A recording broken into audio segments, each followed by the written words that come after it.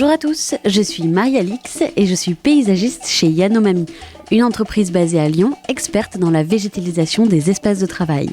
Yanoschool est une série d'épisodes pour vous guider dans votre projet de végétalisation et aujourd'hui je vous parle de comment bien arroser ces plantes. Cela dépend bien sûr des plantes, mais dans l'ensemble, trop d'eau, ça peut être fatal.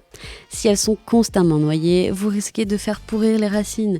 Et on sait tous qu'une plante a besoin d'eau, mais aussi de lumière et d'amour. On reste donc précautionneux sur l'arrosage. Mais alors, comment savoir ? Que ce soit trop ou trop peu, les racines ne peuvent plus bien fonctionner et transmettre tous les nutriments au tronc et aux feuilles. Le hic, c'est que votre plante aura généralement les mêmes symptômes en cas de surarrosage ou de sous-arrosage. Les feuilles sont sèches, le tronc est rabougri, les feuilles raplapla. Pour savoir, il faudra donc mettre les mains dans la terre. Trop d'eau, le terreau est vaseux, ça colle aux doigts, ça sent mauvais.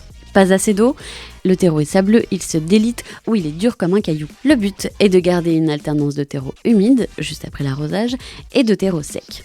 En été, on laissera passer 1 semaine à 10 jours selon la taille de la plante et la chaleur de l'environnement. En hiver, on peut pousser un peu plus loin et espacer de plusieurs semaines. Oui, environ 3 ou 4 s'il ne fait pas trop chaud dans vos bureaux et qu'elles ne sont pas trop petites. Si vous avez opté pour des pots en terre cuite avec coupelle, privilégiez l'arrosage par la coupelle pour avoir une homogénéité d'humidité. La plante va développer ses racines dans le fond du pot pour aller chercher l'eau. Mais de temps en temps, il est bien d'arroser par le dessus pour humidifier le terreau en surface. Pour les plus gros pots, arrosez bien sur toute la surface et pas seulement au pied de la plante. Sinon, les racines ne vont pas se développer correctement et vous pouvez avoir un risque de pourriture au niveau du tronc. Mais surtout, renseignez-vous sur les besoins naturels de vos plantes. Dans quel environnement elles se développent le mieux ?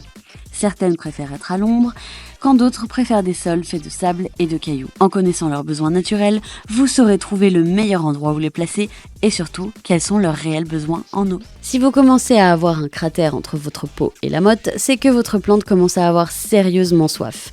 Le terreau est tellement sec qu'il s'est rétracté. On n'est pas loin de la syncope. Hop, un petit bain avec une ambiance plus tropicale et ça repart. Un dernier conseil, dans le doute, n'arrosez pas.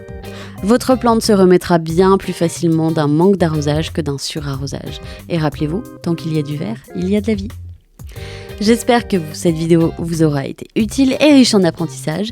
N'hésitez pas à vous abonner pour plus de conseils, liker, partager, enregistrer la vidéo, mettez-nous un petit commentaire et dans le prochain chapitre, je vous expliquerai comment soigner vos plantes lorsqu'elles sont malades.